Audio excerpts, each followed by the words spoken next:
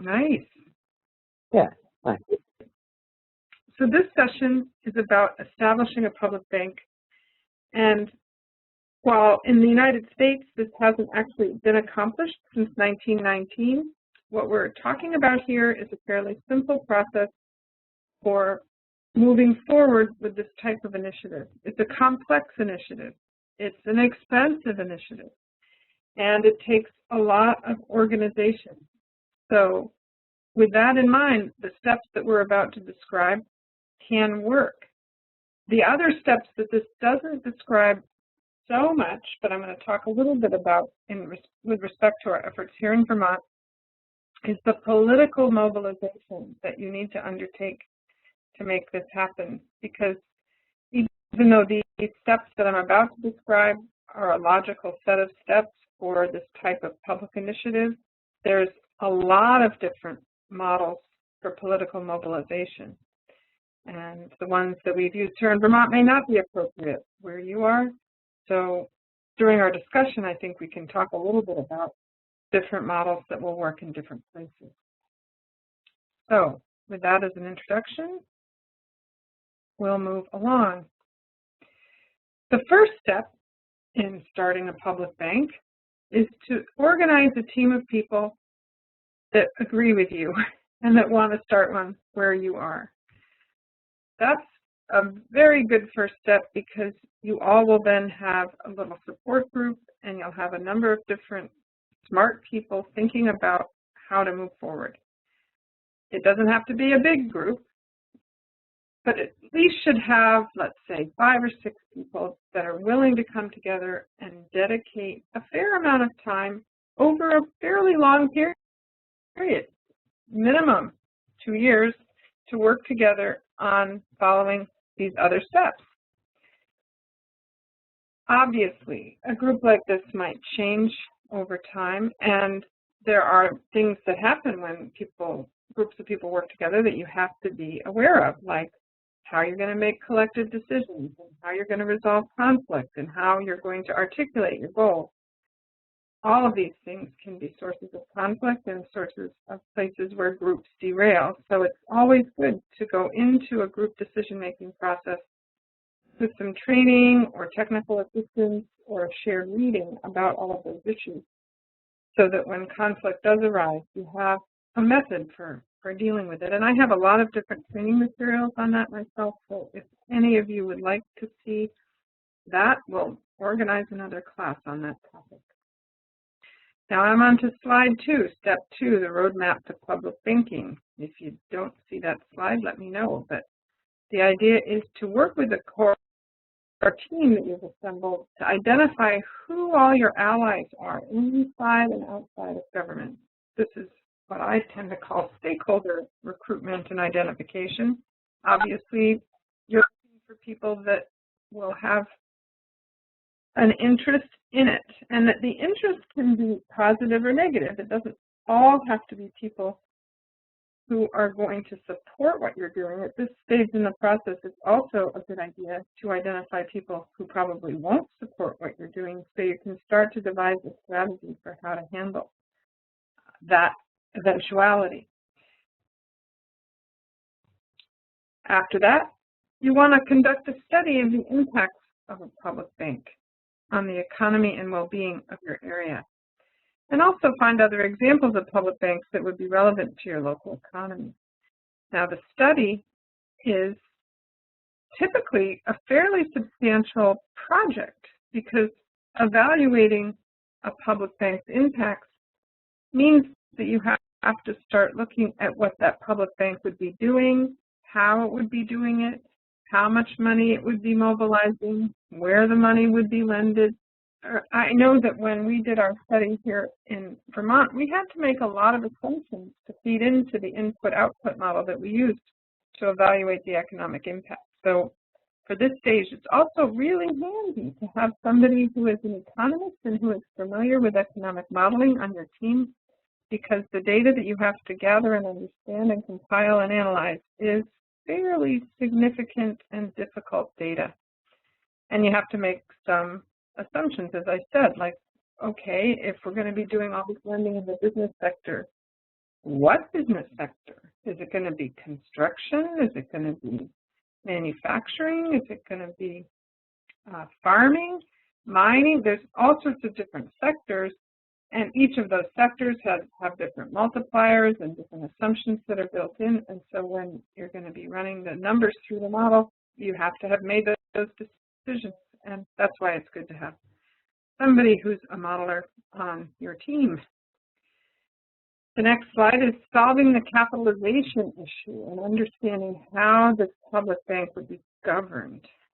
The capitalization issue is something that Tom is going to talk a little bit more about, but any bank needs to have some initial investment before it can be established, and each state has different rules about that. Here in Vermont, the minimum required to start a bank is in the order of about $25 million. Other states might have different rules, but that's a fair amount of money to pull together. Not something you can do easily, and yet understanding where you're going to get that money is an important step in the process. We do have people in the Public Banking Institute team who help cities, towns, regions, and states read their consolidated annual financial reports, because often hidden in the numbers of those reports are likely sources of capitalization for a bank. Here in Vermont, we found that the existing lending agencies had sufficient capital to start a bank. So it's not necessarily always the case of finding $25 million, let's say, in new money, but it is identifying where the capital is going to come from. Likewise with governance, here in Vermont, we had an existing lending authority that was able to be the model for it. But if you don't have that sort of thing in your state, what would the governance structure be? Who would be the leadership of this new state bank? How would the firewall work between the two organizations? Because one of the concerns that you'll hear about establishing a state bank is that political cronyism will play a role in its lending policies, and you don't want that. So, oops, that went backwards instead of forwards. Hang on just a minute.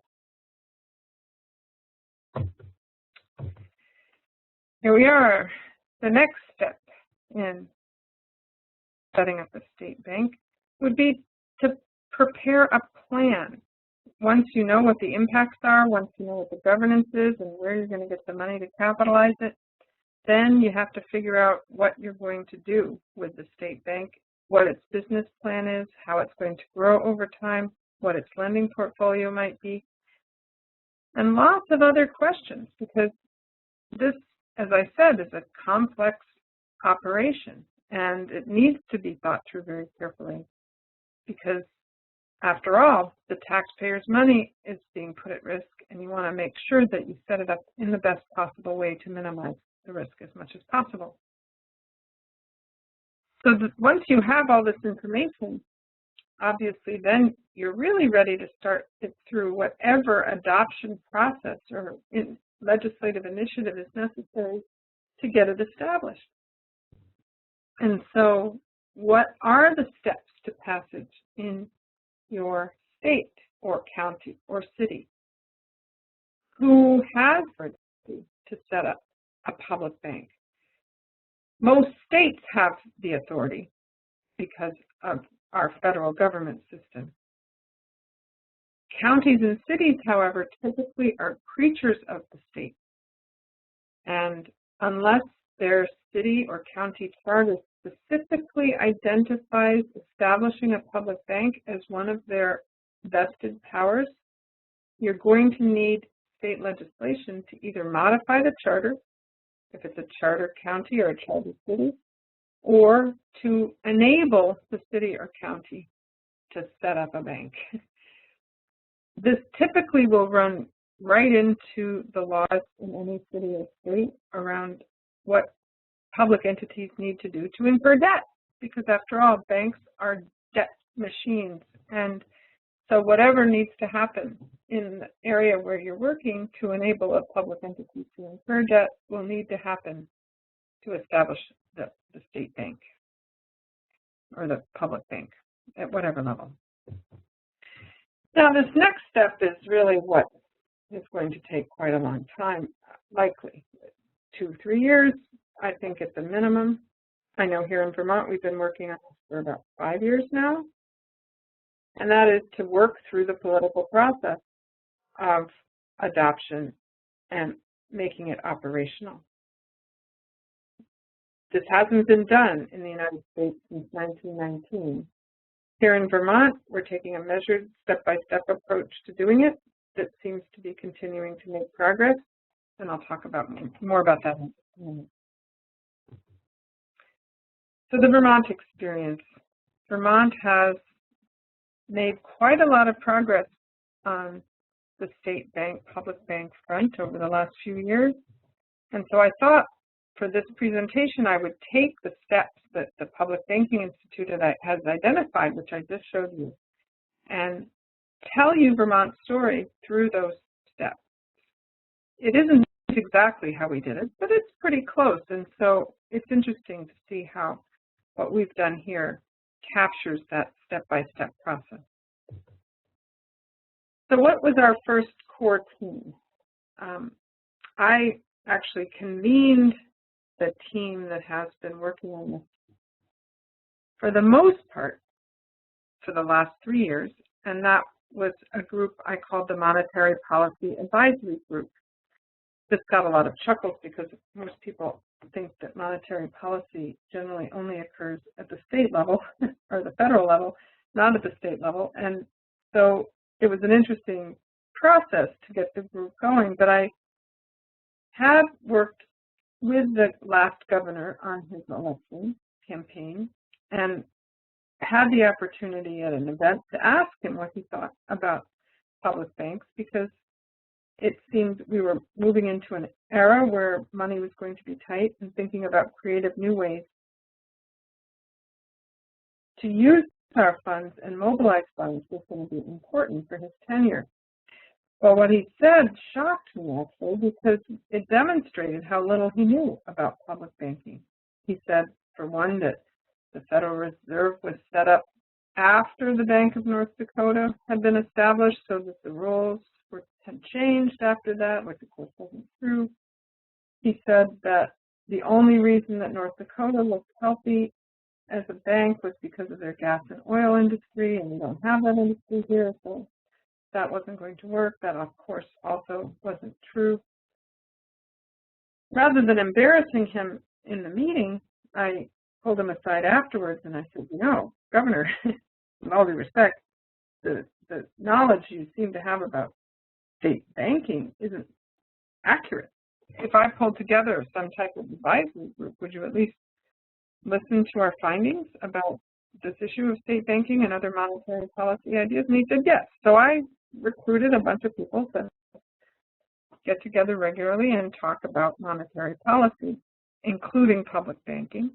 This included senators, representatives, business leaders like Jeff Hollander, who used to be the CEO of Seventh Generation. Some of you may have heard of that product line. It included activists from Occupy. It included municipal officials. It was quite a large group, university people. So we met over the course of a couple of years and had a few different initiatives underway that included public banking, complementary currencies. There was part of the group was interested in the national monetary reform that's known as the NEED Act, which is essentially the Chicago plan that would replace bank-issued fractional reserve banking with government 100% reserve banking. And anyway, over time, this group morphed into something we called Vermonters for a New Economy, where we pulled together this conference at the end of 2012 and invited Ellen Brown to be one of the keynote speakers. This helped us mobilize people around the idea of public banking. And during the whole time we were working, because we had senators as part of our group, we were also in the process of filing different types of legislation. So the legislation we filed, and I'll move on to another slide here, Roadmap to Public Banking, initially was designed to create a study, to study the impacts of a public bank and study the impacts and benefits of consolidating the 4 state lending agencies that we have already in Vermont. Because in Vermont, interestingly enough, we really already have the equivalent of a state bank, only it's got a different name. It's called the Vermont Economic Development Authority, the Vermont Housing Finance Agency, the Vermont Student Assistance Corporation, and the Vermont Municipal Bond Bank. If you combine the functions of all those agencies, you have essentially what they have in North Dakota, which is like a state bank. So we filed a couple different pieces of legislation to try and get the study funded and move forward again with the conference in late 2012 and other public outreach activities to support the legislation that we were proposing. Now, the legislation to produce a study did not get funded. It was opposed by the banks. It was opposed by the administration. So I raised the money from the Denella Meadows Institute, where I used to serve on the board, to fund a study that was done this past year as a cooperative venture between the Denella Meadows Institute, the Gunn Institute of Ecological Economics at University of Vermont, and the Political and Economic Research Institute at the University of Massachusetts.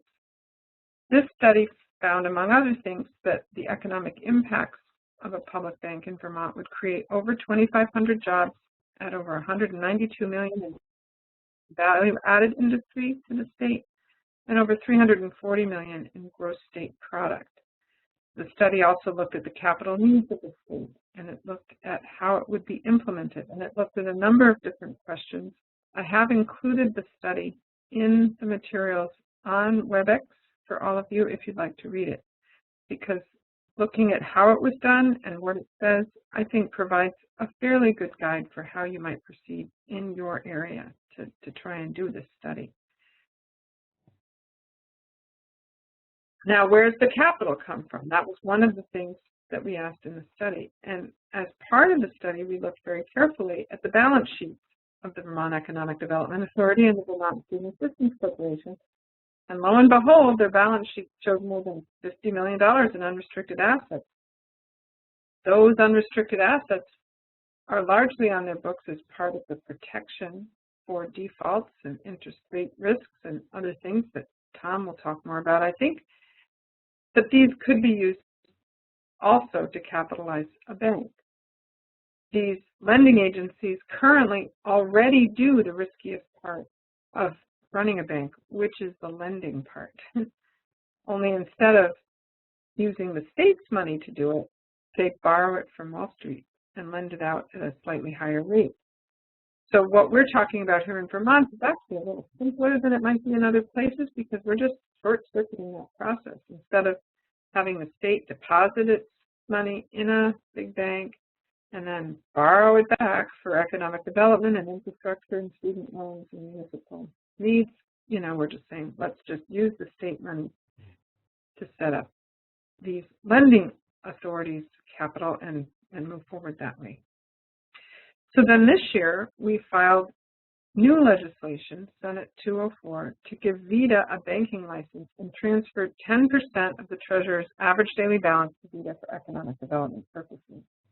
We based this on this information we got from the Office of the State Treasurer that talked about what her average daily balance was and what the costs of the banking services that we use in Vermont are.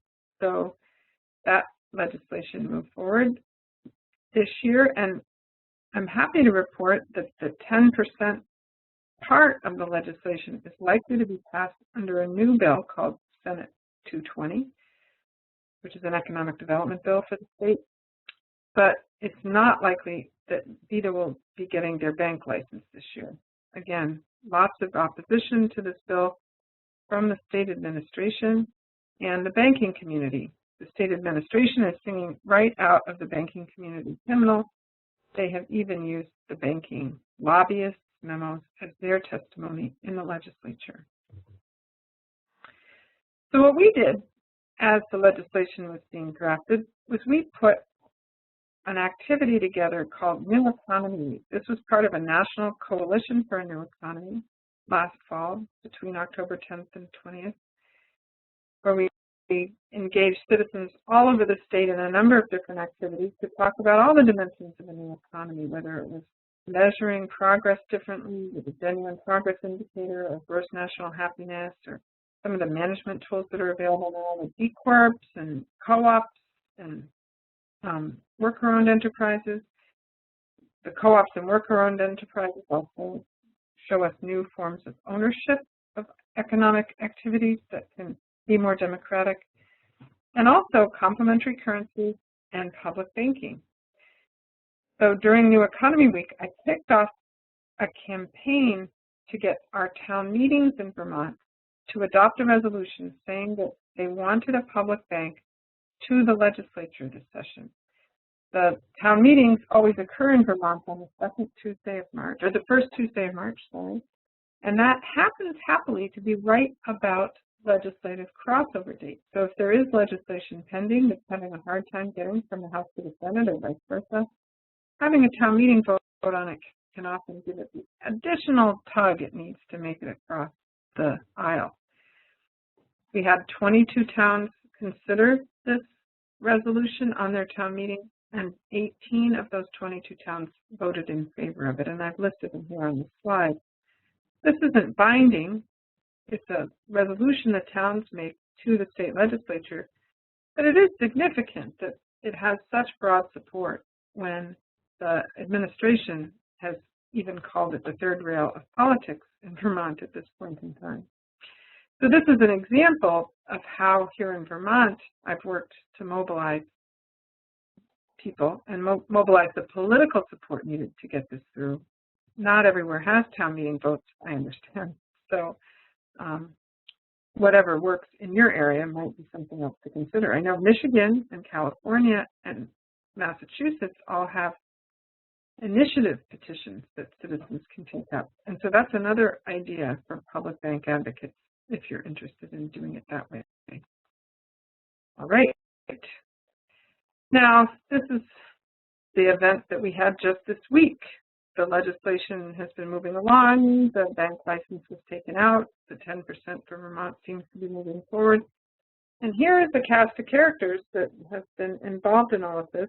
If you look at the slide from the top to the bottom, left to right, the very top left slide is Senator Anthony Polina. He's the guy that filed the legislation in the first place and has been a strong advocate of public banking and a lot of progressive issues. Anthony is a senior statesman here in Vermont in our progressive party. In Vermont, we have more than the Republicans and the Democrats. We have the progressives. That's the party that Bernie Sanders came out of. It's been an active party for a long time and has representatives in the State House, and now one of our senators, of course, is from that party as well. Beth Pierce is in the middle. She's our state treasurer. She's a Dem, very genuinely good treasurer. She's just really opposed to public banking, and I think she's opposed to public banking because she has to work with the banks and they're opposed to it. That's been my impression. She's actually rather frightened of what would happen if she took a stand in favor of it. But my sense of her interaction with this whole issue is that she's used our pushing the envelope to move a very strong local investment agenda forward. So last year we got legislation passed that moved $17 million from her coffers into VITA for energy lending, and this year, of course, with the 10% bill, it'll be $35 million from her treasurer's account into VITA for lending. So we're taking a step-by-step approach, even if they're still on the surface appearing to be quite opposed to the idea of a public bank. The guy on the right, as you look at the screen at the top, is on the right in the real world too. He is the lobbyist for the Vermont Bankers Association, who has staunchly opposed the legislation, both to study it and to implement it. And then if you move down to the bottom, on the left, that's Claudette Sortino. She is a League of Women Voters active member, and it was a League of Women Voters event that we had at the State House the other night where we all debated it. The middle kind of shows you the crowd that turned out. That guy on the left in the front, in the back is my dad. And then there's me sitting on the lower right-hand side. of the window, we had a lively debate. All of the people in the audience, and it was standing room only, seemed quite in favor of it. So I sensed a growing discomfort during the meeting among the folks that were up there that were opposed, because they had the discomfort of people finding themselves in a room where most of the people disagree with them. But the interesting thing for me was the biggest applause that anything I said got during this debate was when I made the link between what we do with our state money, which is to put it into TD Bank North, and TD Bank's construction of the XL Keystone Pipeline. Because, of course, in Vermont, we've made an ambitious energy goal where we're trying to get to 90% by the year 2050, 80% by the year 2030 in renewable energy, and yet all of our state money is being deposited in a bank whose main investment in the energy sector is the Keystone Pipeline. So that link seems to be a really powerful one here in Vermont politically as well. So you might want to think of that in terms of your own mobilization efforts. Where are the institutions that your state currently puts their money on deposit, investing them? All right, so next steps for Vermont. What might that be? You know, there's Senate 220, which looks like that's going to be a success. I'm wondering whether I should launch another town meeting campaign next year to bring even more towns to the table on wanting a state bank, whether we should introduce new legislation next year, whether we should make this a statewide race issue, because this is an election year in Vermont. All of our statewide elected officials get to run for election every 2 years. And I'm also looking for suggestions from other people about what might work in public banking in Vermont. So that's the end of my presentation. I'm going to stop sharing my screen now and open it up for questions. I will open up all of the microphones from mute and start questions if anybody has any. Gwen, I have a question. Sure. You know, it's always been explained to me that the state bank is not a lending institution, but it backstops community banks and credit unions. And I'm wondering, your situation sounds a little bit different because you've already got those 4 banks that have very specific functions.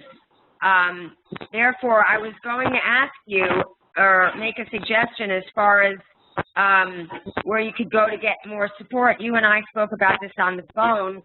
Community banks and credit unions, could they possibly be mobilized to counter the opposition from the big banks, or would your state bank not serve that function as providing them with capitalization? Well, that's a really interesting question, because that was an operating assumption we were using as well, is the divergence in interest between the large banks and the small banks. So what we found was that the small banks, even though objectively their interests can tend to diverge from the big banks on this issue, in Vermont they've been so overpowered by the big banks now, because in Vermont we have only about 18 state chartered banks left, and the big banks, TD Bank and People's Bank, have been buying up all the little banks left and right. So the little banks here have been increasingly dependent on the big banks for shared services, for check clearing, for probably even that same type of capitalization that a public bank could provide under other circumstances. So even though we think their interests should diverge, we have not yet seen any understanding on their part for that. They've been a fairly staunch, unified group. How about small businesses? Small businesses are very supportive of the public bank, and we have gotten a lot of their, they've been involved a lot, because they often have been really treated badly by TD Bank. There's a lot of dislike for TD Bank in this state right now. They've screwed over some of the businesses to the point where they really have made some enemies.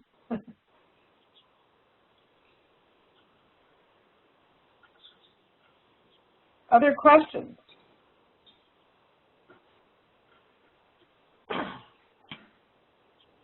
Don't everybody jump at once. Well, I have another question. You know, we're going to convene our leadership team, and one of the things that I was going to suggest is that we start going out and making presentations about this. But, you know, based on what you did, it seems like we might want to develop the idea a little bit more. You know, like how you had your monetary policy advisory group, and then you had your Vermonters for a New Economy. I mean, we may want to, because if we do go out and start addressing groups, like our equivalent would be neighborhood councils. We don't have town meetings, but, you know, we have neighborhood councils, and like your town meetings, their resolutions are just advisory, not really binding.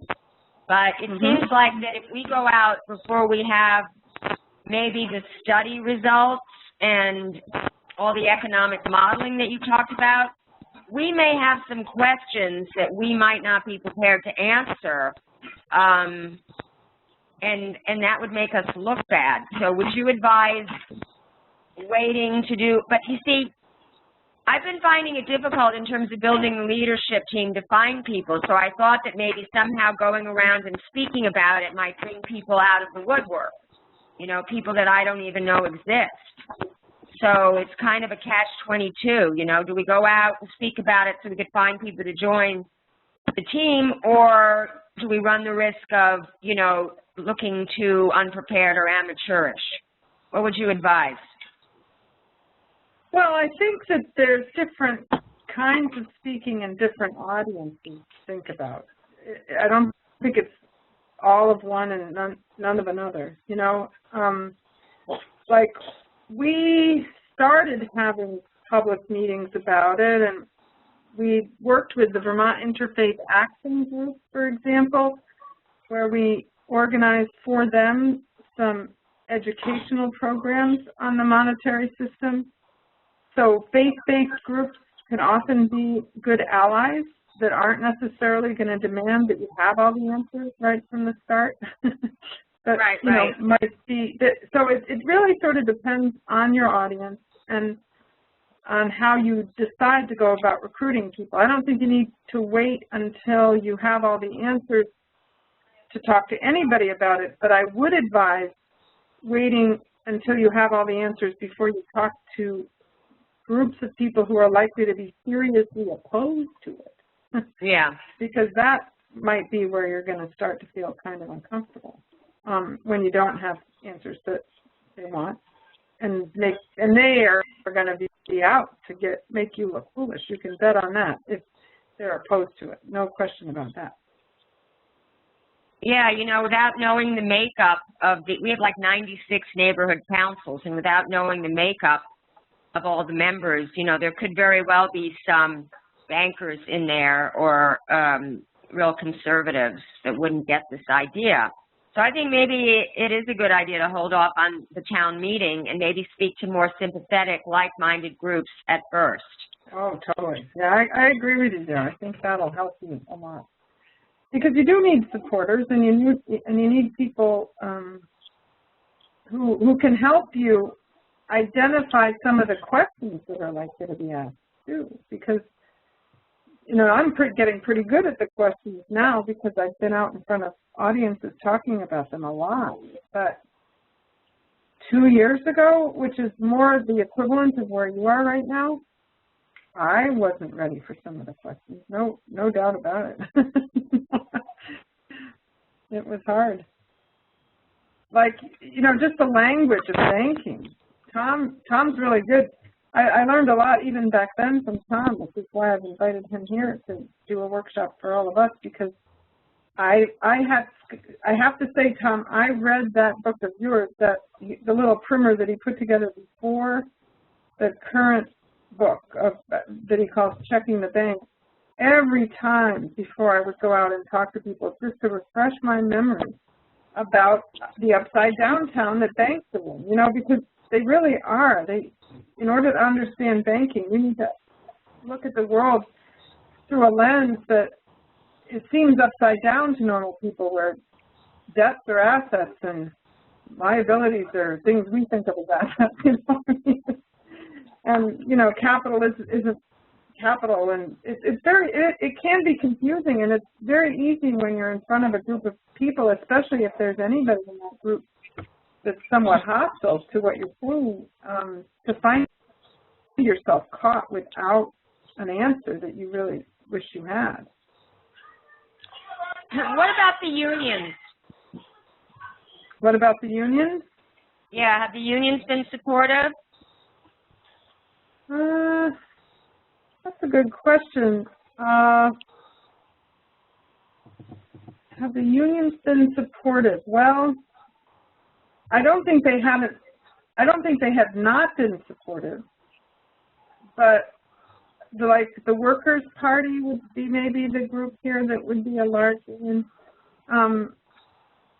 I wish they had been more supportive. I'll put it that way. That the VSEA and the AFSCME and the Workers' Party and the Workers' Center have been working on other things and haven't really paid a lot of attention to public banking.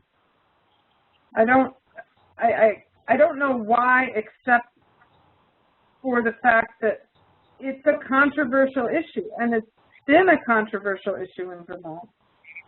Maybe partly because of our interesting party politics here. With the Progressive Party as an active party, it's associated with the progressives, and that, you know, can bring its own set of challenges in terms of the politics of it.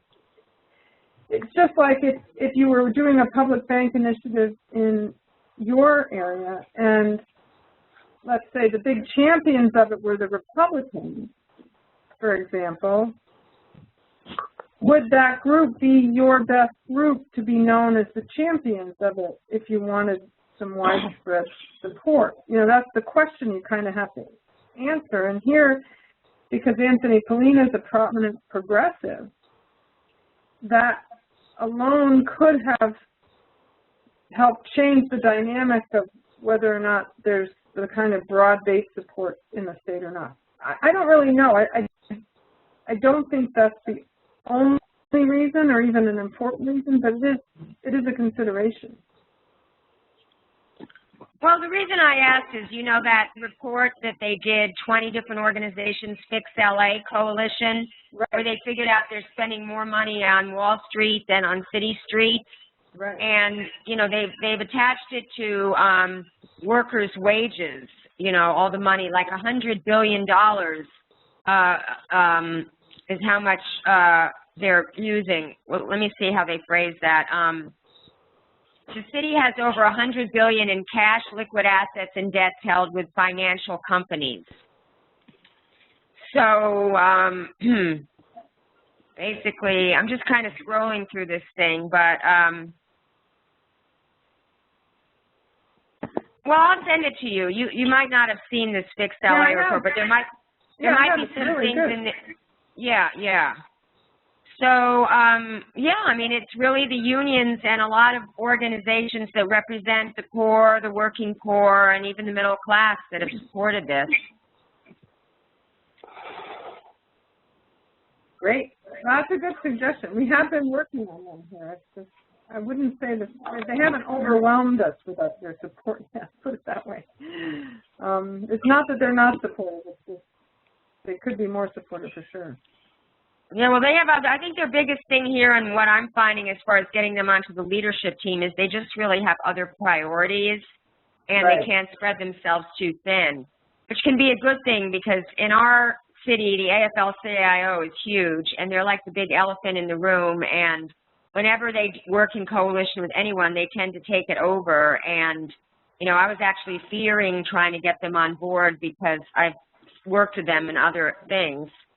So, I mean, if they just come in as a supporter or an ally, that's kind of fine with me. And then when we get it more off the ground, you know, I think politically, I found that when other people can take credit for things, you know, if you can let them do that without, you know, getting your ego too upset, if they think it's their idea, whether it's like a big labor union or even a politician, let them do that, because it doesn't really matter as long as the thing gets accomplished, right? Right, totally. That's kind of what I mean when I'm talking about how some of what made this a controversial issue here may well be that it's such a strong progressive party issue, which is the third party. You know, it's interesting. But anyway, let's move on, because Tom Seguros is here with us, and he's going to be making another presentation, and then we'll have more time for discussion after that as well. So I'm going to turn the screen over to Tom. Okay. He's going to give us a talk. I was actually about to chime in to Lauren, too. If you're hunting for labor, for labor assistance, one union you might talk to is the service employees. I think they have I don't know if they have a huge presence in Los Angeles, but I know they have a pretty significant presence in California. But the service employees have been quite interested both in finance generally and in how banks exploit cities and towns. Yes, that's one of our targets. And I know John O'Shafer, and I've reached out to him. So I'm going to keep pursuing that. Yeah.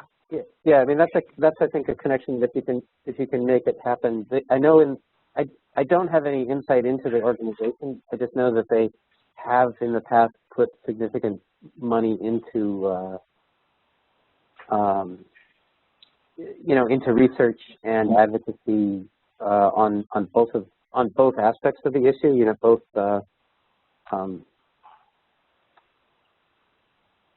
the exploitation of cities and towns and just sort of finance generally. Let's see. So I'm not on video now, in the hope that my audio will be better. So if somebody would tell me if the audio isn't better, I'll put the video back on, but otherwise I'll leave it off. So I thought what I would do is focus on the prospect of actually assembling a proposal that will make people happy to see you when you call them up and when you and a proposal that is likely to catch people's attention and therefore succeed. And I guess I should preface it by saying that I feel a little funny to teach people how to do this, because I haven't actually succeeded doing this yet either. You know, nobody has succeeded in getting a public bank established in 95 years. So everybody is just sort of groping around in the dark, looking for the things that that seem to make sense. I think all I'll say is that I think I have some insight into public finance and into campaigns through the campaigns I've worked on in the past, and that shapes some of the opinions I have about how to proceed with this. But you know, just like anybody, I am groping around in the dark, just like you are. So I think we can skip through the what is the problem part, because a lot of you guys were here before. I just want to say that my perspective on these things is pretty ecumenical. I think it might be a good way to say it. Like, all I want, I think that publicly owned banks are a great thing, but I think that almost any kind of public control of the financial system, or a little more accountability for the financial system, is all for the good. And so I am perfectly happy to, I'm delighted by the half measures, if the half measures still get us closer to actual accountability and actual sort of democratic control of financial institutions. You know, there's a publicly owned bond insurance company out there now. It's a mutual insurance company started by a bunch of cities and towns, organized by the National League of Cities. And it's not a bank, but it is a publicly owned financial institution. And just for that, I think I am delighted, and my hat is off to them. So I look at this. I look at the effort as part of a much broader effort to try to reassert some kind of democratic control into the financial system. So the thing about trying to reassert democratic control into the financial system is the first question you ask is, okay, we acknowledge that it is our money that the cities, that banks are using to, it is our money that banks are using to do whatever it is they do, for good and for not so good. But once you acknowledge that, you have to then say, well, who's got the money? You know, where is the money? Where are the concentrations of money that could actually make a difference? And the first thing you think of is, okay, there's foundations, and labor unions also have pretty significant resources at this point, pension funds, and all roads lead back to our government. And so I think that for a lot of people, becoming a little more familiar with public finance, with how governments are financed, will help a great deal when you are trying to put together a proposal for a public bank, and also when you are trying to persuade somebody of the of the common sense behind it. So let's talk a little bit about government finance. The first thing about government finance is that there's a lot of money. You know, it does not take a very big city or town to have a bank balance in the millions of dollars. I live in a town that has 25,000 people, I think, in it, and the regular normal old bank balance is something like $3 million at any one time, and that does not include another $6 or $7 million worth of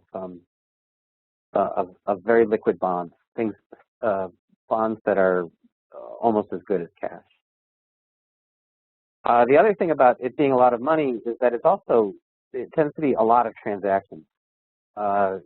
Also, even a very small town has a very large number of transactions, larger than most businesses of a similar scale might have. So, again, my town has 20,000 people in it.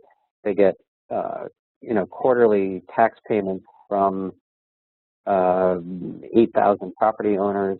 They get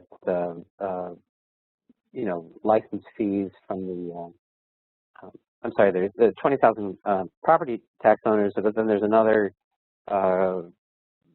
15,000 cars that have property tax, and there's licensing fees for building permits and stuff like that. There's a lot of transactions that happen. They have a payroll of 1,000. I think it's like 800, several hundred people. They, all of whom are paid twice a month. There's just a large volume of transactions, and that matters for a bank, because a commercial bank account, there's usually a per deposit fee and a per check fee, and banks make a lot of money off of those fees. The next thing is to remember is that governments are very complicated things. We talked about this a little bit this morning. I feel like there's some kind of square law thing where a city that is twice as big as another city is actually 4 times as complicated. You get, the city. I'm trying to think about the city of Los Angeles, and it just it boggles my mind how many different interlocking authorities and authorities and nonprofit corporations and there must be there. There's the city, also the airport. There's the water board. There's the public transit thing. There's Los Angeles has a zoo, I think, and I think there's a harbor management or a port management corporation. You know, and those are just off the top of my head from somebody who lives 3,000 miles away. There's cities can become very, very complicated entities, and that makes it a little challenging to think about how to do it, but it also makes it pretty easy to find lots of depositors to participate in a public bank if one can get off the ground. The good part about government finance too is that the finances are relatively predictable. You know, there are obviously there's occasional disasters here and there, but for the most part, it's actually not that hard to predict how much money the city of Los Angeles is going to take in a year from now, 2 years from now, 3 years from now. It really is the kind of thing where back of the envelope estimates are not so bad. That's something that is much harder with any kind of a business, because you know you have no idea whether some product is going to take off or not. You only really get that kind of predictability with large corporations that are, you know, that have many different product lines. So those are some of the really important, well, the first half of some really important features of the government. Another thing about governments is that they tend to be really big borrowers. Because the finances are quite predictable, that also means that when some unusual expense comes along, it pretty much has to be amortized over several years. And so borrowing is a really important part of any government's conduct. You know, they just, if some road has to be built, you can't just say, oh, this year we're going to double the tax rate. You just have to borrow it and spread that cost out over several years. Government finance officers, Gwen knows this from her conversations with the treasurer. There's a high appetite for security and liquidity. Everybody is nervous that they won't have enough money to meet payroll. Everybody is always nervous that they, you know, that stuff not be put at risk. And the other thing too about government is that largely because of the outside pecking that government has endured over the past 40 years, the accountability demands are quite high and sometimes high to the point of unreasonable. But there it is, you know, that they are there. I know that, for example, the treasurer here in Rhode Island has exposed the checkbook to the state, so you can get an account of every check that the state writes. What on earth you would want to do with that information is sort of beyond me, because you know, information at that sort of level of granularity is almost useless to any kind of serious analysis, and yet they do it. And you know, even if it sort of defies reason, they do it. And somebody who is making a proposal for a bank has to bear in mind that these things do happen. I think if anybody has questions, they should say so, because it would help me a lot. But I will move on now to talk about, all right, so given those things about government, how do you find out what it is you need to get? And there are several different kinds of documents that I find useful. Sometimes it's useful to call people up and ask them stuff, but I usually like to read the documents first, and it helps you formulate more intelligent questions. The first and sort of most obvious kind of document to look for is budget documents. Budget documents are plans about what you're going to spend this coming year. They are They are generally not a place where you can get questions answered, but they are a place where you can learn to ask smarter questions. The budget document for any government is going to give you a good idea of the scale of the government, and it'll potentially give you a look into the scale of the needs of the government, especially if you find capital planning budgets in there. Budget documents are a different thing from financial reports, which are reports of what has happened. Budget documents are forward-looking, but they will usually have a record of previous budgets of things like, it'll say what we plan to spend next year, but you also say what we actually spent last year. The financial reports also say what we actually spent last year, but they will usually do it in large aggregate categories, and it's very unusual, very helpful and refreshing, but very unusual when you find financial reports that are actually indexed to the budget categories. Usually they will not be, and that's one of the aggravating things about this, but it is true. CAFR is a word that you hear a lot. It just stands for Consolidated Annual Financial Report, and the consolidated part is because, like I said, governments can be pretty complicated with lots of different entities. The consolidated reports are supposed to combine those entities so that the financial report for Los Angeles would include numbers from the airport and the zoo and the water supply board and things like that. It is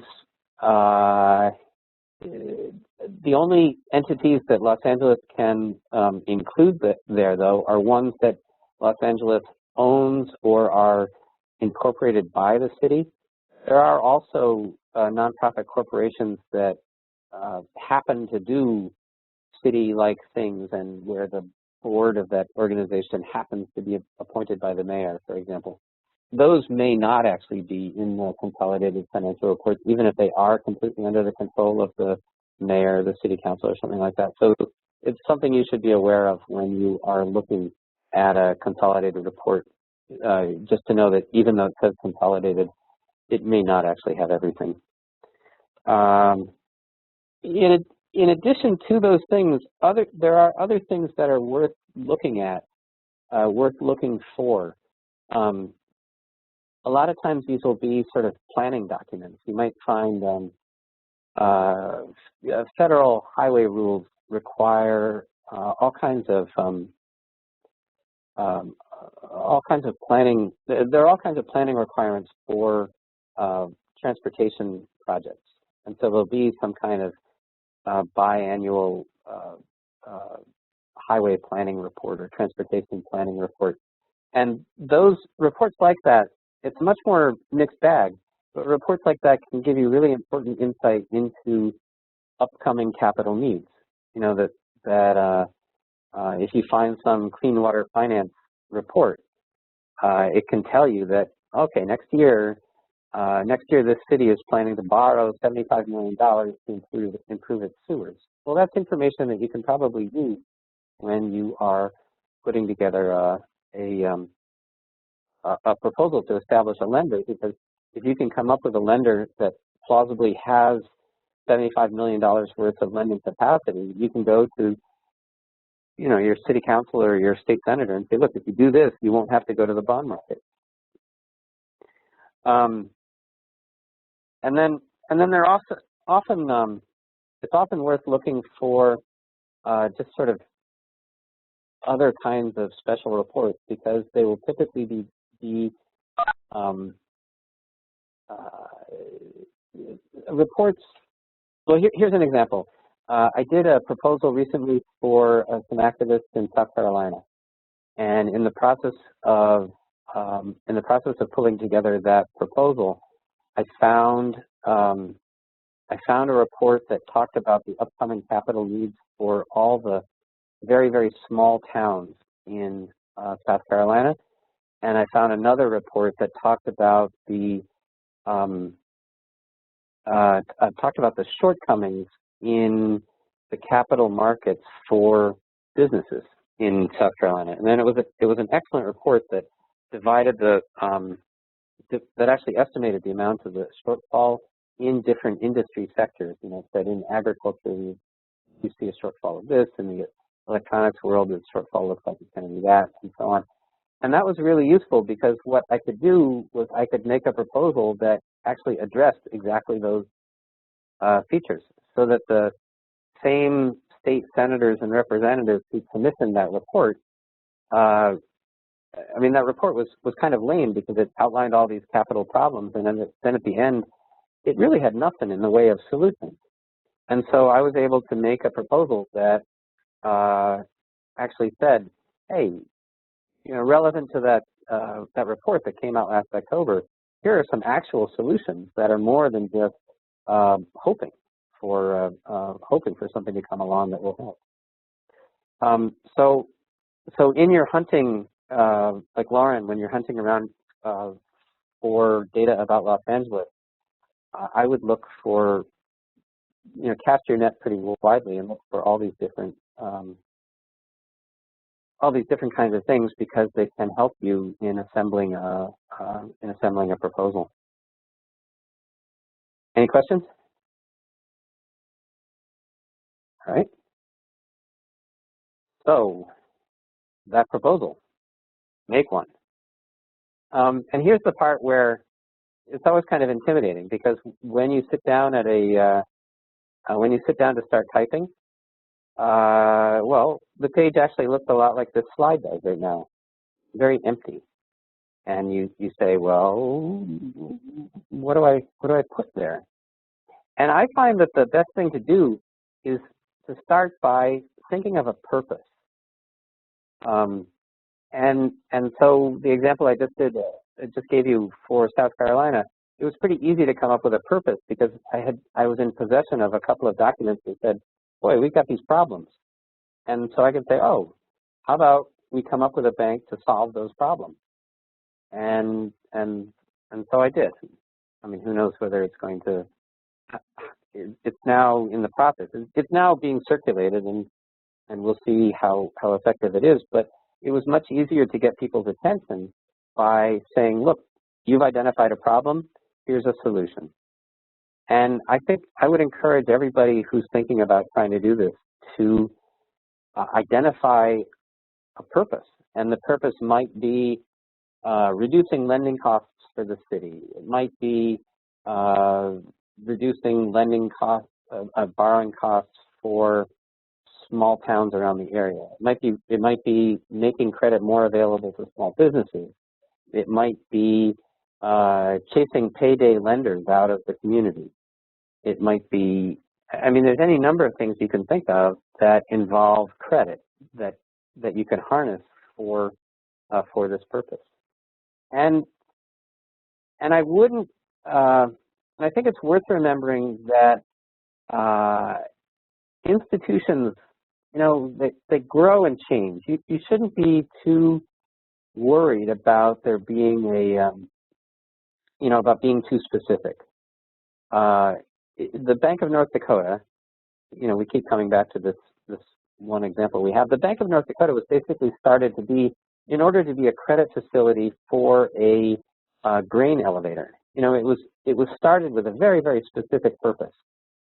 But, you know, organizations tend not to stay that specific. You know, it was started that way, but then it succeeded. It did well. And as it did well, they thought, oh, well, how about we do student loans? Oh, well, how about we do other businesses? Oh, well, how about we do, you know, credit to the state itself? I don't know what order they do those things in, but bit by bit, their brief expanded.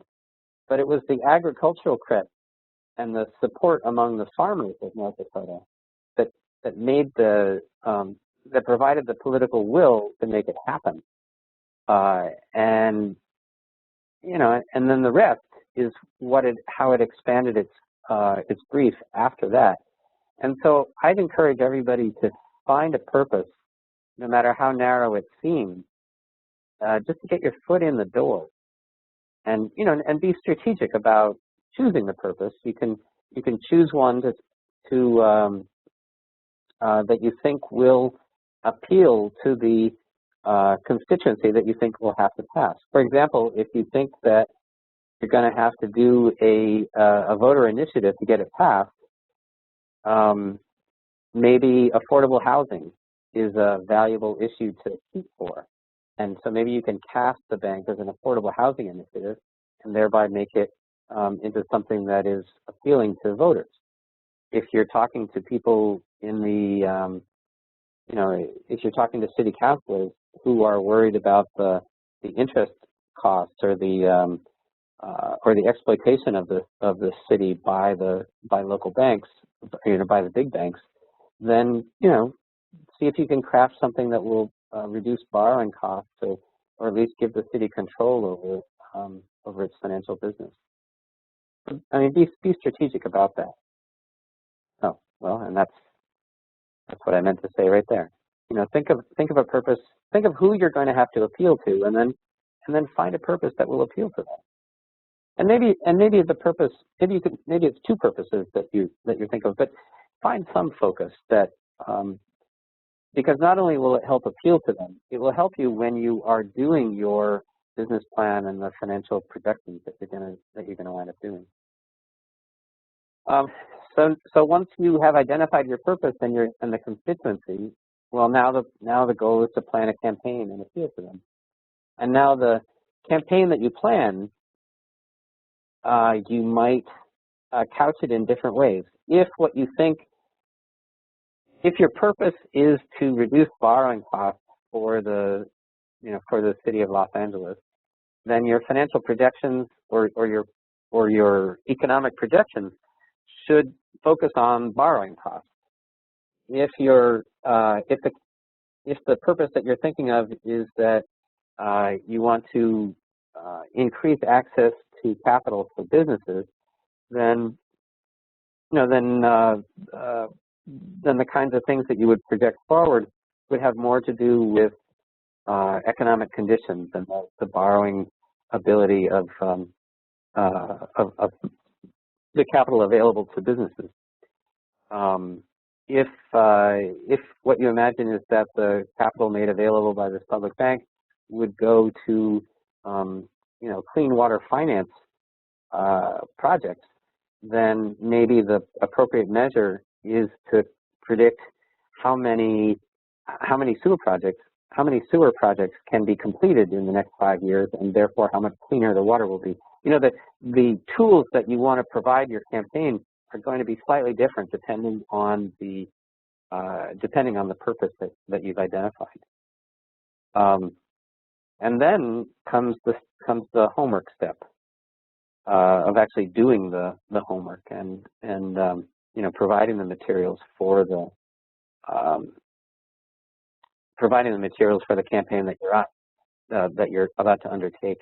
And I'm a big proponent of trying to speak to people where they actually are instead of sort of where you wish them to be.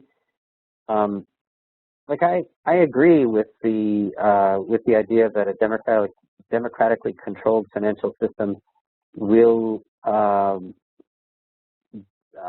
in a large sense, be economically more advantageous. Will increase the money supply, for example. But when you're talking to a city councilor, talking to them about the money supply may not actually get what you want. You are trying to communicate with them, and I think that when you're trying to communicate with somebody, we all have sort of a responsibility to speak the language of the person that you're trying to communicate with. And so I think it's pretty important to understand when you're talking to people who really don't want to hear about grand theory, they just want to hear about nuts and bolts. So then, talk to them about nuts and bolts. And if you do find yourself talking to people who want to hear about grand theory, you find yourself talking to Occupy activists, for example, then you can talk about grand theory in a way that makes a difference. But I do think that when we are planning campaigns, it's really important for us to be aware of who we're talking to and how. Questions? Anybody there?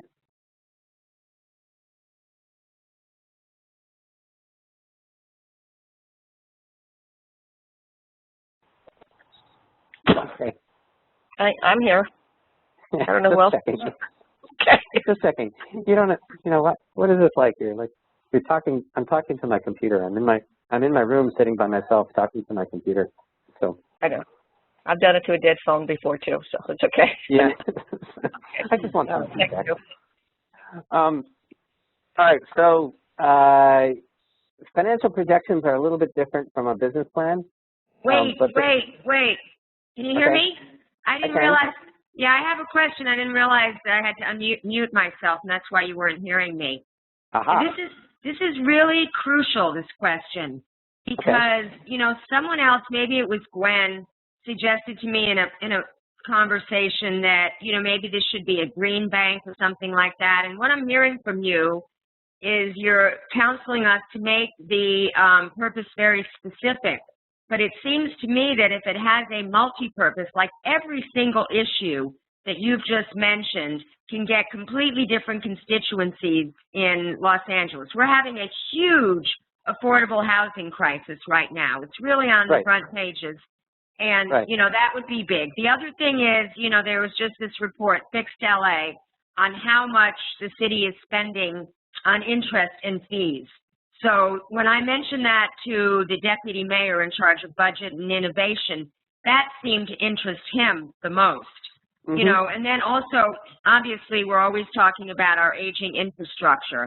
The other day I met the mayor's person in charge of helping small businesses, and they were talking about Kickstarter campaigns. And I said, that's so sad that, you're having to rely on Kickstarter to support a small business idea when that's what our government should be doing. I actually stood up in this meeting. It was the Los Angeles Food Policy Council meeting, which I'm on, and it was on social enterprises. And, part of it was talking about the regulations of the health department that make it so difficult to get a small cottage industry or an artisanal food business established. And they touched a little bit on access to capital, and I stood up and said, some of you may be too young to remember, because there were a lot of really young people in the room. I said, but before 1999, before Glass-Steagall was abolished, we actually had banks in the community that made loans to you guys trying to start your business. What a concept. I said, Lauren, Let me reply. I agree with you that a bank would be a wonderful application in all of those different areas. I also would not presume to tell you anything about politics in Los Angeles because you live there and I don't. But there's two risks here.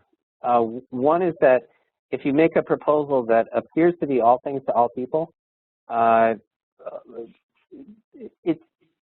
a lot of people will become skeptical about that because there are, in my experience, very few things that can be all things to all people equally well. And the other thing is that when you actually sit down to make your business plan, when you identify how much capital there actually is available in the city of Los Angeles, that the city can invest and where the deposits are going to come from, I think what you'll find is that it's not enough to address all of those things. So, I think what we need to do. I mean, I think that what you'll find is that were you able to go back 95 years and found a bank, and then zip forward to now, that you would have a bank that could address all those things reasonably. But that's not. We don't have that. At least I don't. Maybe you do. But the question that you want to answer is, what could it start doing next year? And then there's also the question of what could it start doing, 3 years from now, or 5 years from now, 10 years from now. But to some extent, I think in getting attention in the campaign, it's hard to put everything front and center. maybe that's it. When everything is front and center, then nothing is. And so I'm just encouraging you to be a little selective and be a little realistic about what you actually could take on. Does that make sense? Yeah, but I specifically have a question about how these banks stay solvent, because one of the things that people are always saying, like John Chung, the state controller, said to me, how are we going to, like when he said, what are we going to finance this with? The state is running a deficit. That was a few years ago. So then I suggested the pension funds, CalSTRS and CalPERS, and he says, well, they have a fiduciary responsibility to the pensioners. They can't, they have to go with the tried and true Wall Street banks. And it was only when I showed him that CalSTRS made, in 2012, they only made a 1.8% return on their investment, and the Bank of North Dakota made 18%, that he started listening. That's good. Yeah. The other objection was, when Ellen presented this 2 years ago, we had a different administration in the city, and the city treasurer put the nix on it by saying, oh, we tried that after the Rodney King riots, and the whole thing was insolvent. And what Ellen pointed out in rebuttal to that was like an economic development bank that were making loans to people that couldn't pay it back. They were like the same thing as subprime lending. I mean, this was set up to fail. So my question is, are any of these purposes, the ones you mentioned, whether it's loaning to small businesses, building affordable housing, redoing the infrastructure, are any of them more likely to be successful as far as, providing a return on the investment? Because maybe that will drive the politics of which one we should start first. I would say that the secure ones to pursue would be ones that have to do with housing and ones that have to do with lending to the city itself. I think those are the most secure lines to pursue. Business lending is a little bit less so. Infrastructure lending is appealing, but it's really substantial. Like, we're talking about Los Angeles here. Los Angeles is pretty substantial, but so Los Angeles might be the special case where it actually could finance some of its own infrastructure development. I guess my hunch would be to look at housing and talk to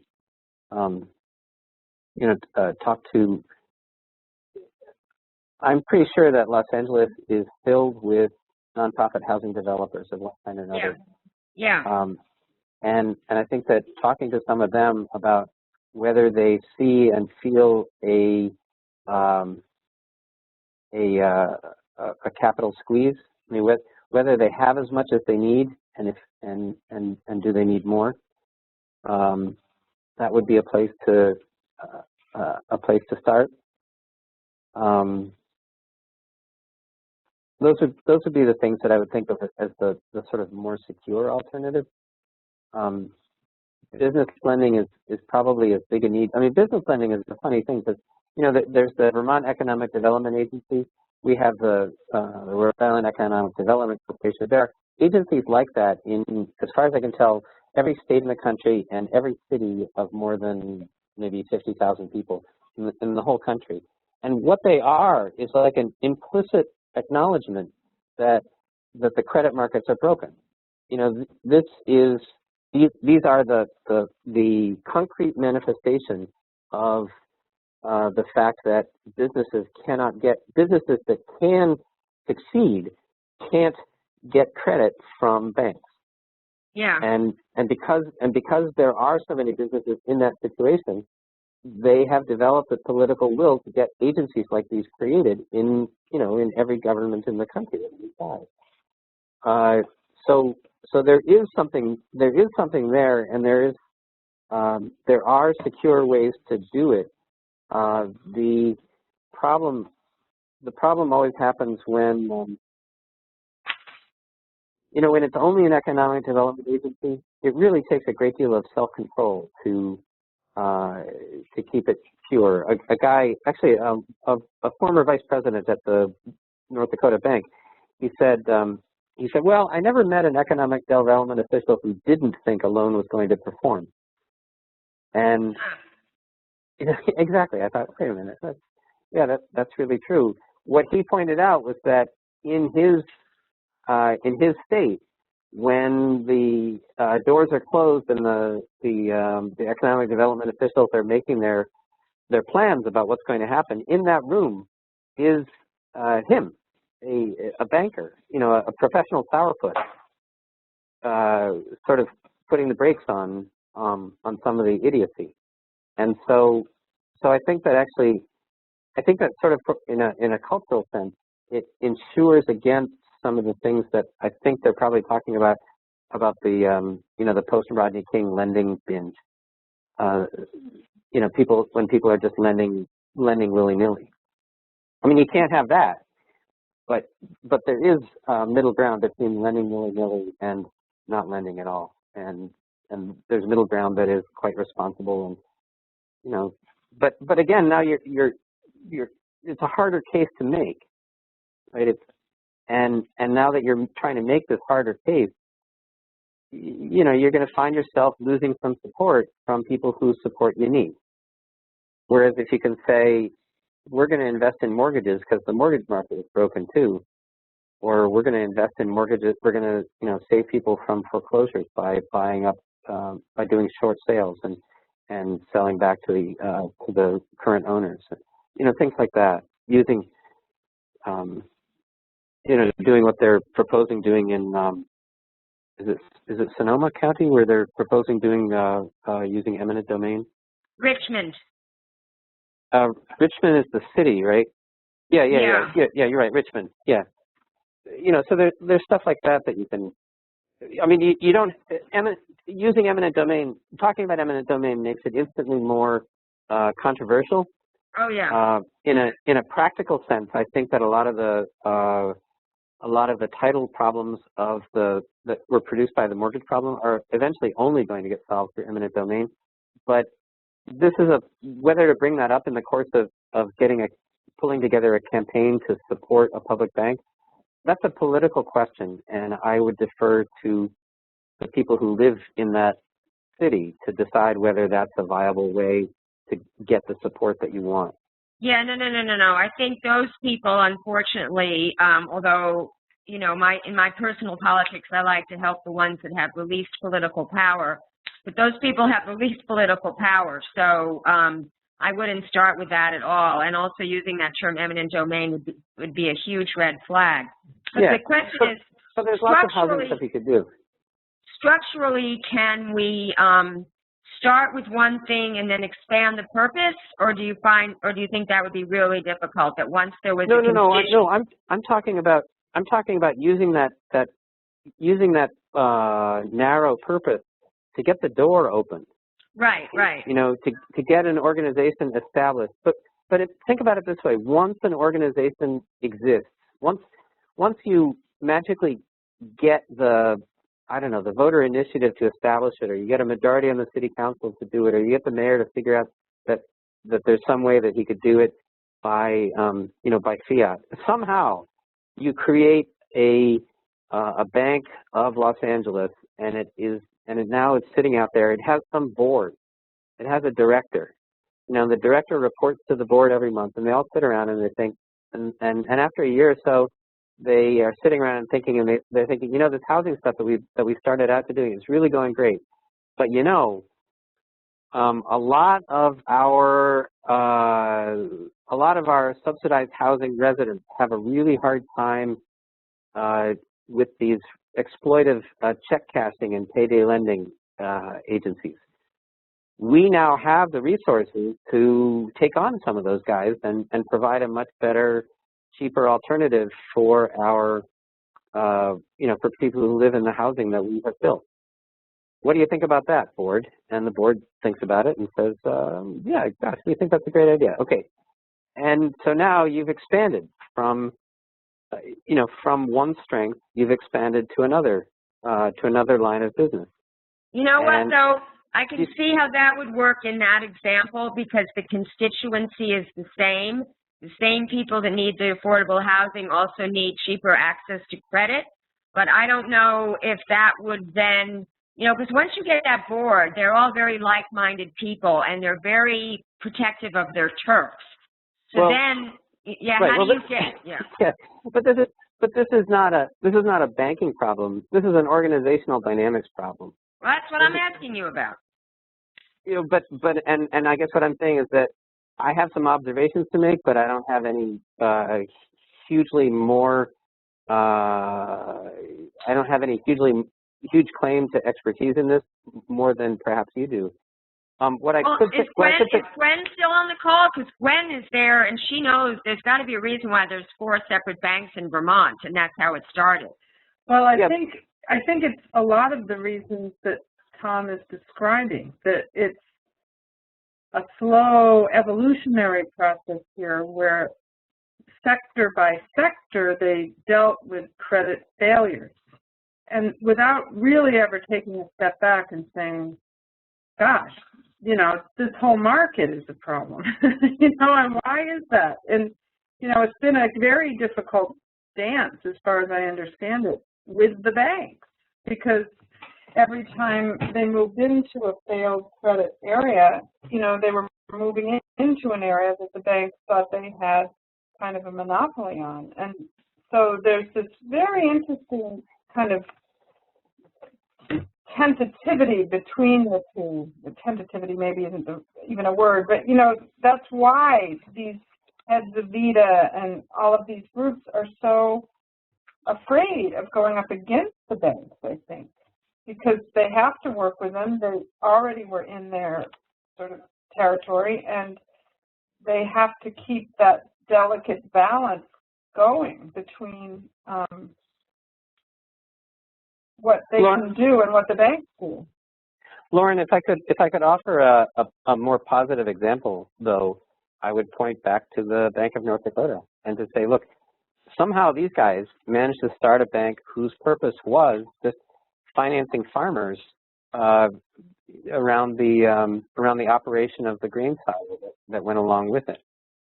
And over time, they expanded from that very narrow purpose to doing things like student loans and lending to the state and you know, more general business loans. You know, they had the capital. They were looking for ways to invest it. They looked around. They looked around much more widely than, you know, than my previous example, and they found new opportunities. I think, though, that it behooves all of us to realize that obviously this is not an easy thing to do, you know, to get a bank through the door, and that trying to think of a way to make it as appealing as possible to the people who have to make a decision about it, you know, it's at least an approach that merits, I think, some consideration. Let me go on to the next thing, though, about a business plan and financial projections, because I think that some of that, I mean, some of it also is, you know, you are going to find real practical limitations when you sit down and put pen to paper or fingers to keyboard, you know, filling in numbers about this. You know, you'll say, oh, well, the need that I identified over here is a $2 billion need, but, you know, early on, I don't think we could make more than about a $100 million bank. So maybe that need, you know, maybe it'll be a hard sell to say, well, here's a plan for a $100 million bank to address this $2 billion need. Maybe I should go look somewhere else for a $100 million need that I can address with a $100 million bank. You know what you see what I'm saying? Or you might decide that, given the constituency that you think you need to talk to, you might decide that going for the big kahuna is the right thing to do. I'm just saying that when you sit down to do the calculations, you may find that the resources may not be there to be all things to all people, at least at first. So let me go on a little bit here. One of the first things that you should do is at least rough out, you know, once you have your idea of what a purpose could be or should be, at least roughing out what the business plan would look like is something that you ought to do next. And if you go look at the, I don't think that I could possibly write any better introduction to a business plan than the things that are up here on this slide. The Office of the Controller of the Currency and the FDIC both have a tremendous amount of guidance available. And you don't, early on, you don't have to do everything that they say, but you should at least sort of, because what they're looking for is they're looking to guide you through something that the kind of business plan that you would actually submit with an application to the, to the bank regulators. But what you can do is read it for the broad outline of what they will be asking, because what they do is they the broad outline basically forces you to answer all these kinds of questions about how exactly the bank will run. They will ask, how do you expect to deal with the liquidity risk? And you will sit there and think, well, the liquidity risk, because and this is just for example, you will say to yourself, oh, the liquidity risk that I face is, since the only depositor is going to be various branches of the city of Los Angeles, for example, the liquidity management problem is going to be no more difficult than the liquidity management problem that the Treasurer's Department does today. And they solve that today, so we're going to solve that in exactly the same way, and then there's no problem, right? So there's my answer to how are you going to deal with the liquidity risk. And then there'll be another section that says, how are you going to deal with, with market risk? And you say, well, we're going to do that by maintaining a very conservative capital structure. Whereas another bank might say, oh, we're going to deal with that by hedging all of our market bets. And yeah, whoever snorted there has the right idea. So walking your way through the through a rough version of the business plan guide is a really useful thing to do, and it will start to give you a sense of what kind of capacity you can imagine coming up with. And I realized too that I skipped a step a little while ago when we were talking about financial reports. One of the things I was going to say is that the financial reports are where you should be looking for to identify potential sources of capital. Because you'll find in the financial reports, you'll find lines that say, long-term investment and how much the city actually has invested in things that have a very long-term horizon. Money that's invested for long-term, that's money that you can plausibly ask for as capital for a bank. So that's a place to look. But when you identify the money in those lines, that will also give you a sense of how big this bank could actually be. You'll find long-term investment money and say, okay, this is how much capital a bank could be. And then you'll go back and you'll look through through the consolidated financial reports for the lines that say, cash and current assets. And that'll give you a sense of how big the deposits you can hope to get are. And so with the capital and the deposits that are right there, you will be able to see how big a bank you could actually construct. And maybe the idea that you have will only require some fraction of both of those things, in which case, you have a much easier sell to make. Maybe your plan will require all of both of those things. It'll be a harder sell, but maybe it'll be a bigger and more effective bank when you manage it. But those decisions are now going to inform the things that you say when you go to fill out your business plan, or at least your business plan outline. I feel like that was a little muddled, so somebody must have some questions about that. Nope. Okay. Then the hardest part of the business plan is actually putting together the financial projections. I go over a sort of a step-by-step version of that in the Checking the Banks book. I did mention my book, didn't I? The thing that you want to do is you can start by open up a spreadsheet. It's a blank spreadsheet. It's terrible, but start with just a page of the things that you assume to be true, and this is going to be your predictions of the interest rate. And by the way, the OCC and the FDIC guidelines do actually give you substantial guidance about what constitutes financial projections also. But you just start with like a page of assumptions, and again, some of the assumptions might be about the business that you're going to undergo. So if you're talking about housing, one of the assumptions is going to be your assumption of the demand for housing credit over the next 10 years. And if you're trying to do like a self-financing thing, you might project out what kinds of borrowing various branches of the Los Angeles city government are going to do over the next 10 years. The OCC has categories listings for its financial reports. You can use those for the rows when you are. So one page is just going to be your page of projections of your assumptions about what kinds of circumstances the bank is going to find itself in. What is the interest rate environment? What is the demand for its services? What is the overhead for employing people? Then another page of the spreadsheet, another sheet of the spreadsheet is going to be the actual projections for the bank itself. And what you'll do is you're just going to set it up with columns for time out into the future, for each quarter out into the future for like 5 years.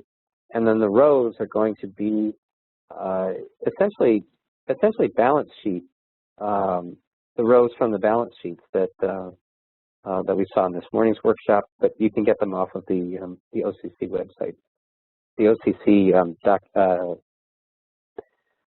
OCC business plan guidance documents have a lot about what financial projections should look like. And then it's really just a matter of starting to fill them in. And as you fill them in, you are going to see what are the limitations that, what are the limitations in the business that you can afford to claim the bank is going to take on in your city.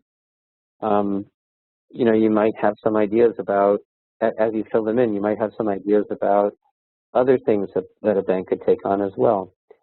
What will also almost certainly happen is the first time you do it, you'll realize that the bank you're planning is going to lose money every year for the next 25 years. And you shouldn't lose hope then, because that's kind of what everybody does. You miscalculate something, and you forget that you forget that, I don't know, that people have to be paid or something like that. And so you wind up doing this thing, and you say, oh my God, it's a failure. This won't ever possibly work. But that's what really you should be saying is, oh, I must have forgotten something, or oh, let me just go rethink some of those assumptions. Let me go look at some of the assumptions and make sure that they're actually correct. Make sure that there isn't some countervailing force pushing things up.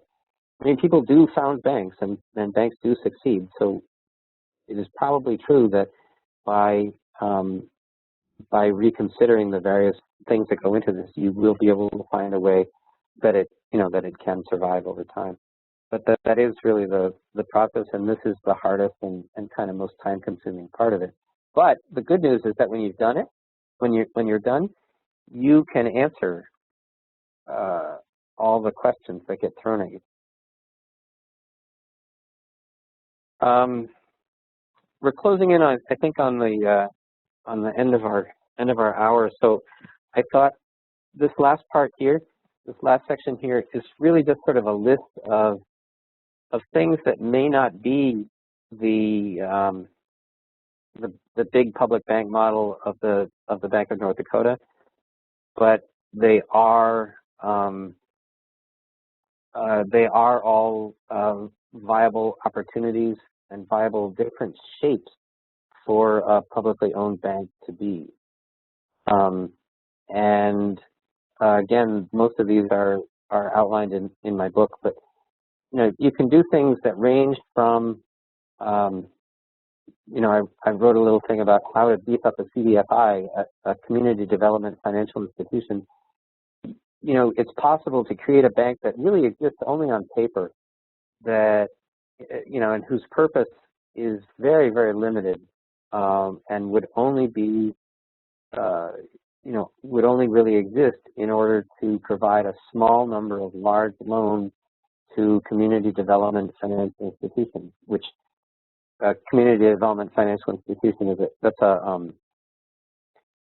it's a category designated by the Treasury Department for credit unions and revolving funds that might be associated with some community development corporation, some nonprofit housing developer.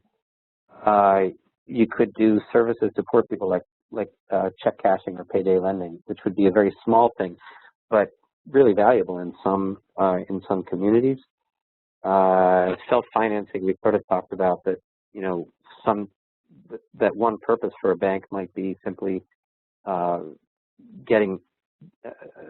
a city or a state or a county to divorce itself from the bond market, at least partially. Targeted lending, economic development, those I think have their own description. A mutual bank is a pretty interesting model, especially for a complicated entity like Los Angeles. A mutual bank is it's sort of like a glorified credit union, or a credit union that's good for commercial banks too. But it's something that a number of different communities could start together, or maybe a number of different entities within the city of Los Angeles could start one together, so that like the city might be a co-owner with the airport, might be a co-owner with the water bureau, or whatever we call the water supply board. The service bureau. So last year I was working with the city of Reading in Pennsylvania, and Reading really wanted to start a bank, but they just didn't have enough money to do it. They couldn't. There just wasn't any place where they could come up with the capital, at least not yet. And what we came up with was the idea that we could come right up to the border of being a bank without quite crossing it. And this was something that was that essentially would take deposits, but then place the deposits in small banks, and it would allow Reading to put all of its money into small banks, whereas right now they're really stuck with putting their money in large banks because of the collateral rules. And this is something that would give the city a little more clout in the banking market. The thing is that the thing about collateral is that when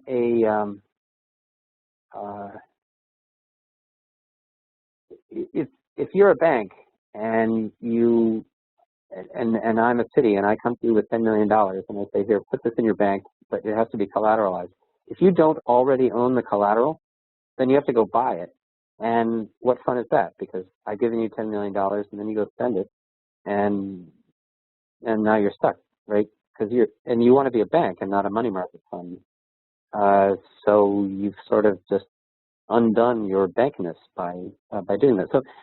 So the only people who really want $10 million deposits are people who already have securities sitting around or credit enough that they can get securities on credit to be the collateral.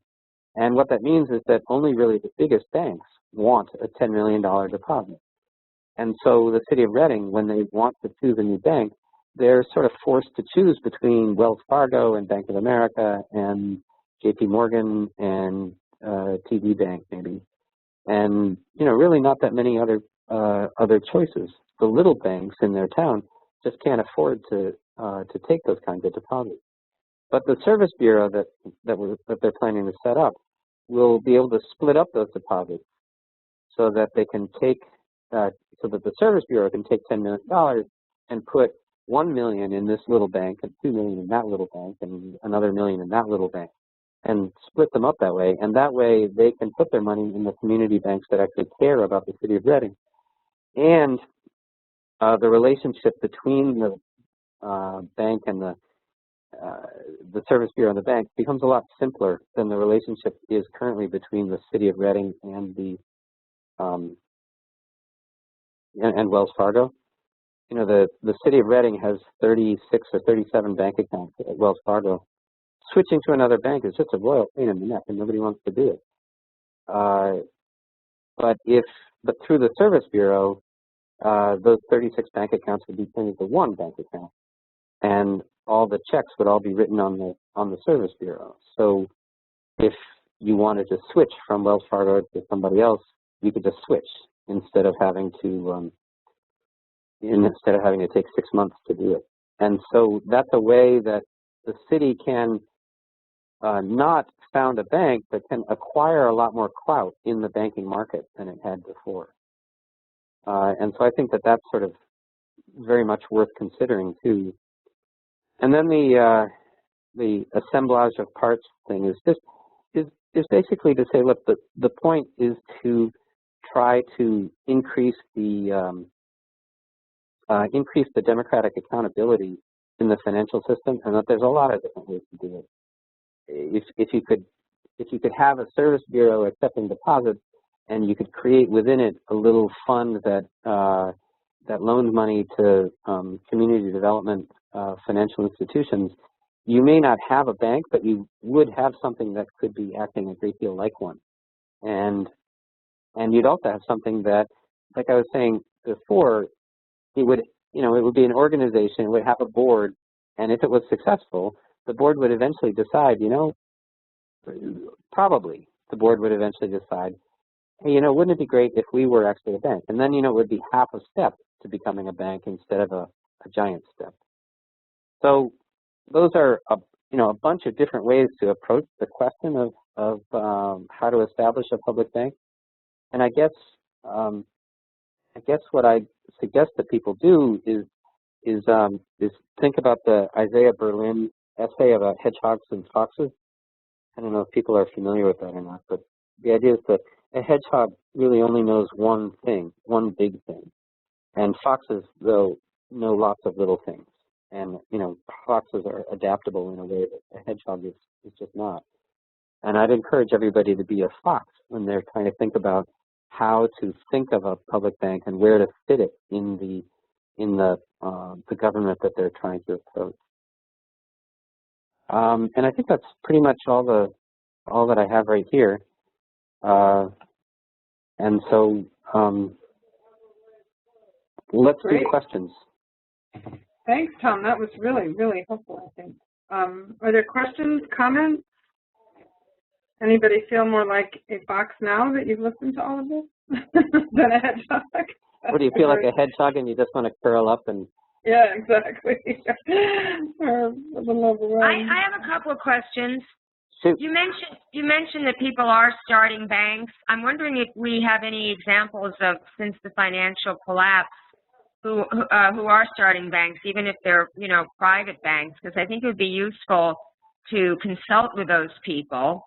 And my second question is, the irony of talking about only the big banks have the security to take these big deposits. It's kind of like, John Chung telling me, oh, only the big banks can meet our fiduciary responsibility requirements, and then they only got 1.8% return. Isn't it a fact that the big banks really don't have any assets at all, and they make like they do because of all their funny accounting? But if you took all the toxic mortgages, that they have on their books and subprime loans and whatnot, aren't they really very overextended? And if anything happens, we're all sunk. Probably yes. I think that, the big banks are as nervous as hell. Because so much of a bank's business depends on maintaining this facade of confidence. if nobody thinks the bank is going to fail, then the bank won't fail. I mean, that's one of the real problems with this, is with public policy associated with banking, is that there is this whole confidence issue that you just can't ignore. And you know, if everybody thinks a bank is going to fail, then it fails. If nobody thinks a bank is going to fail, then it doesn't fail. And so probably you are right that that if all the toxic assets in the Bank of America's portfolio were actually marked to their actual market value, that their capital would simply disappear, and they would be insolvent. And nobody, at this point, nobody really wants to do that because they are too big to fail. And if Bank of America became insolvent, that would be like a $1.5 trillion hole in the economy. And you know, our economy is the GNP, the gross domestic product of the U.S. Isn't it like I think it's like $40 or $50 trillion. You know, a $1 trillion hole in the economy is a big deal. So the answer is yes, or yes, but, or, you know, it's one of the things that the guys in charge just don't even want to go there. They have created this problem by allowing the Bank of America to get so big, and now that it is so big, we're kind of stuck. As far as who has been starting a bank, it is not just because of the crash, but also because interest rates are so low. One of the problems that all of us face who are looking at public banks is that right now is actually a pretty lousy time to start a bank. Interest rates are so low that trying to squeeze, you know, how a bank earns its income, you know, the income to keep it going, is through the differential between two interest rates. You know, the interest rate that you're paying on your deposits, the interest rate you're getting on your loans. When interest rates are all as low as they are, the distance between those two places is very small.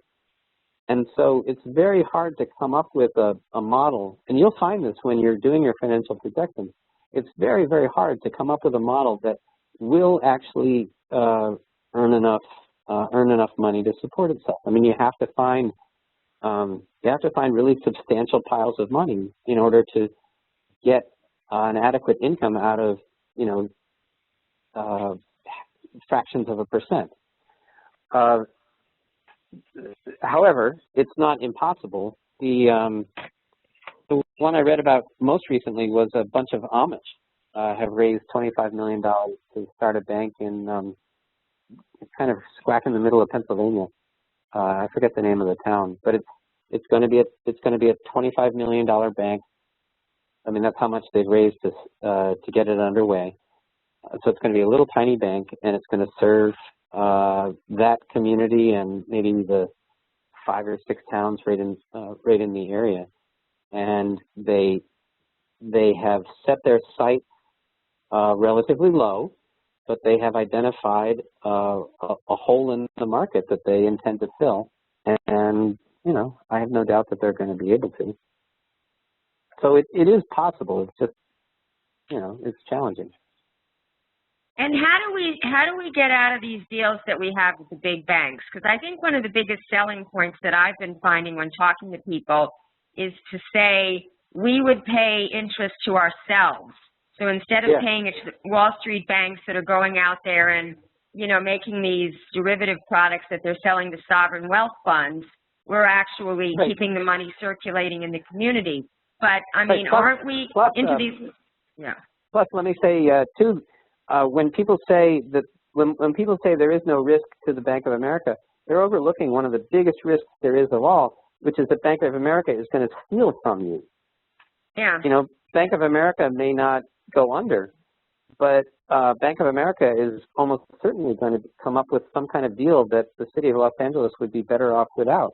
A bond. I mean, there's a chapter in my book called Predatory Public Finance, and it's about all the different ways that banks are just ripping us off. And you know, that's not risk to the bank. That's risk to the bank's customers, and that's something that I think cannot be ignored. And but is routinely ignored by people like the treasurer that you're talking about, who say, "Oh yes, we're sophisticated. We're sophisticated enough to avoid that kind of stuff." You know, the city of Philadelphia. I mean, like, they had to lay off everybody who wasn't a teacher in the schools because a bunch of interest rate swaps went bad. I mean, the school department in Philadelphia wound up owing like $300 million to Goldman Sachs and J.P. Morgan for these stupid interest rate swaps that these guys who thought they were sophisticated took out, and, you know, without anticipating what kind of a risk they were actually taking on. Well, you know, Los Angeles did that too. I don't think they're that indebted. I mean, I don't think their exposure was that high, but I know that the city of Oakland was threatening to default on those loans unless Goldman Sachs renegotiated. And I forgot, you know, what happened with that, but it seems to me that there is some fear in this country, and I don't understand where it comes from, that we have to pay back the banks. The banks have to be made whole. And you look at Detroit, and, you know, they would rather pay back the banks 100 cents on the dollar and pay only the pensioners like 50 cents on the dollar. I don't know what the actual numbers are, but, I mean, what would happen? I mean, if they didn't pay the banks? Are the banks going to put every city official in jail? I mean, I don't understand this. It is very mysterious. I don't claim to understand it either. So I live in Rhode Island, where the city of Central Falls went bankrupt over the past few years, and the only people who did not get hurt in that were the bondholders. The pensioners had their pensions cut.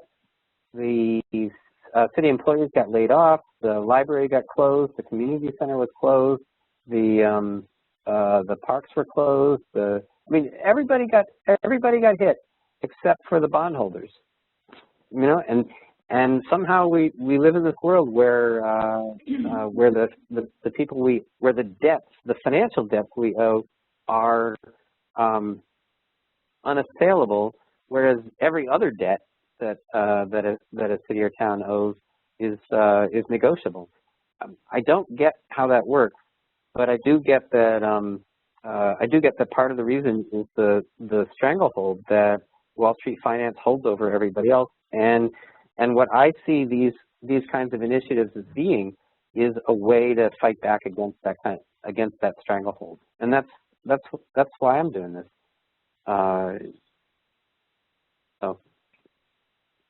Well, do you think the situation is going to ease up when we, because the Fed is talking about starting to gradually raise the interest rates? Would that make the environment a little easier? They're talking about it, but I'll believe it when I see it. I mean, I don't think that they can do that kind of thing without doing damage to without doing a lot of damage to the economy. I think things are still fragile enough that they can't do more than just sort of inch it up a tiny bit. But well, I don't think it does damage to the economy. I think what it does damage to is the stock market, because the Fed's pushed everybody into the stock market because there's nowhere else to make money on your money. So I don't think what their monetary policy has done anything for the overall economy, nothing at all. And they're in fact saying, certain of the Board of Governors, that, you know, the country has to do fiscal policy and not austerity, the opposite. I think that's completely true, and how to actually get Congress to do that is one of the mysteries, one of the unsolved mysteries of our time. All I can say is that you know, when I look at the array of possibilities out there and think about, you know, where can I do the most good, pushing on this idea of governments starting to take control of their own financial business seems to me to be a place where we can actually make some inroads without waiting for Congress to act, without waiting for the Board of Governors of the Fed to get religion or something like that. This seems to me to be something that we can actually do. Maybe. Yeah, and I think you really helped me because in the city of LA, there's just been, you know, ever since, like when Occupy started, it was at exactly the same time that Richard Alacone was putting the responsible banking ordinance through, and it passed. And I haven't read it, and I wasn't that keyed into the issue at the time, but this really goes hand in hand with it. And when Bill Cedillo, who sort of took over his district, you know, said, you know, Ellen Brown had written the op-ed piece to Gil Cedillo's, he tried to make a motion that, you know, Los Angeles divest from Wells Fargo or JP Morgan, I forget which bank it was. And the LA Times wrote, well, why just pick one bank? They're all crooked. And if we divest from them, where would we put the money? So right now, I think that maybe picking the, you know, the city getting a better return on their rate and then putting it into affordable housing, those are the two political issues right now that might get the most traction. So I think sitting in on this really helped me a lot. Well, good. I'm glad. Great. And Thanks, Laura. if I can do a plug for more than just the book, if there's a way that I can help you, give me a call. Absolutely. And how do we get your book? Where was I? There's a link. Right there on the bottom of my. Got it. Checkingthebanks.com. See that? Okay. Got it. Great. And you can contact me too. All righty. Well, we've come to the end of the time we had allotted for today, but this isn't going to be the only discussion we have about this. We'll be doing these. We've tape recorded this session, and we will be making the recording available and also doing some more of them. So don't despair if you missed some of it. I know Grace